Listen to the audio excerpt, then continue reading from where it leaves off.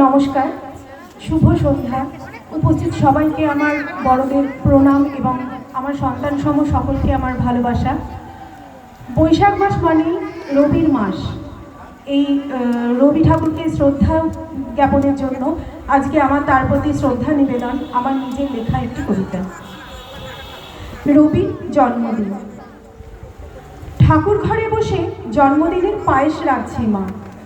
ফুলের মালা গাঁথতে গাঁথতে 10 বছরের ছোট্ট মিনিকে ঠাকুমা বলল, চন্দনটা একটু বেটে রাখিস তো মিনি।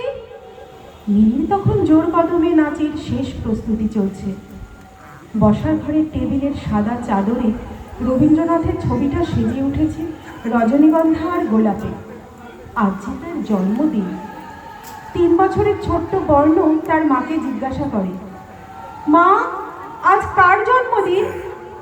পায়েস রাঁধতে রাঁধতে তার মা বলে, আজ রবি ঠাকুরের জন্মদিন। ছোট্ট বর্ণ অবাক হয়ে বলে, এটা কোন ঠাকুর মা? শিব, দুর্গা নাকি কালী ঠাকুর? মা মাথায় হাত বুলিয়ে বলেন, ইনি হলেন রবি ঠাকুর, আমাদের প্রাণের ঠাকুর।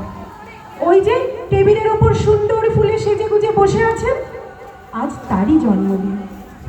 এক দৌড়ে গিয়ে ছবির মধ্যে হাত বুলিয়ে ও তাতে চুমু খেয়ে চিৎকার করে বলে উঠল, মা, আজ কিন্তু আমরা সবাই নতুন জামা পরবো।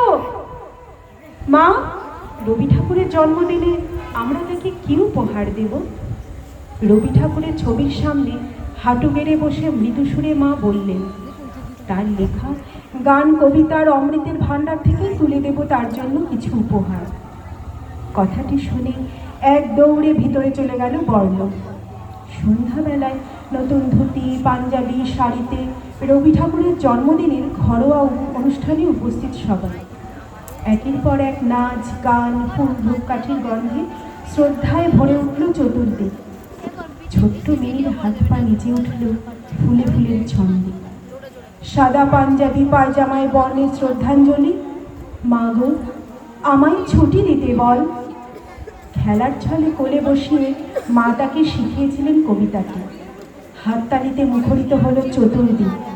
রবি ঠাকুরের ছবির দিকে তাকিয়ে চিৎকার করে বলে উঠল বর্ণ, আমিও তোমাকে উপহার দিয়েছি রবি ঠাকুর, আমিও তোমাকে উপহার দিয়েছি। আজ যে তার জন্মদিন, চতুর্দিকে আজ তারই গান বাজছে।